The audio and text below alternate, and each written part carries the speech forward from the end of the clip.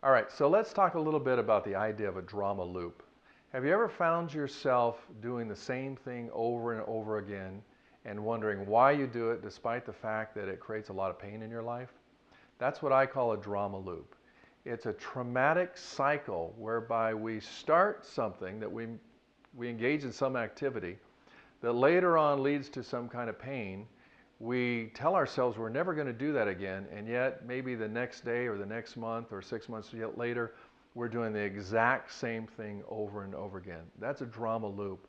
And the reason they're so important is because they cause so much misery and so much suffering to people. If you find that you get in the same kind of relationships, if you find that you go into a work situation, you think it's completely different from the last job you have, and yet it ends up being the exact same kind of conflict. If you get into a romantic relationship with somebody who seems completely different than the last person, and yet you end up fighting over the same thing or arguing over the same issues, you'll realize that you're in a drama loop. The reason drama loops exist is because there's an unresolved pattern inside of our system, and we keep setting up circumstances that allow us to resolve it, yet we're never quite able to do it. Often we need to seek help, have somebody else guide us and explain to us what's going on. It's easy to find out if you have a drama loop. Just ask some of your friends or look back over your life. What is it that you're most frustrated about consistently? What is it you complain about consistently? What is it that you're always afraid of? Is it money? Is it relationship? Is it not being respected? Is it not being heard? Those are all most likely what I call drama loops. And drama loops are important because they create so much frustration and pain in our lives.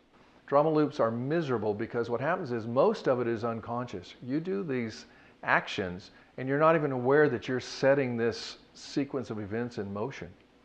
Drama loops need to be looked at because, first of all, they can encompass a lot of our life and we can feel very miserable about it and we feel very stuck. That leads to a very common set of negative emotions: depression, anxiety, withdrawal from society, frustration. Drama loops can be resolved if you have somebody help you take a look at what the root cause is. There's always a payoff in drama loops. Let me give you an idea. If somebody gets into a relationship that after a few days or a few weeks ends up in arguing, what you'll find is there's a payoff in arguing. There's something familiar about arguing with somebody. It may be something from your childhood. It may be something that just the chemistry inside your brain from arguing sets up that actually creates a pleasant experience for you, despite the fact you'll swear that you don't like arguing with people.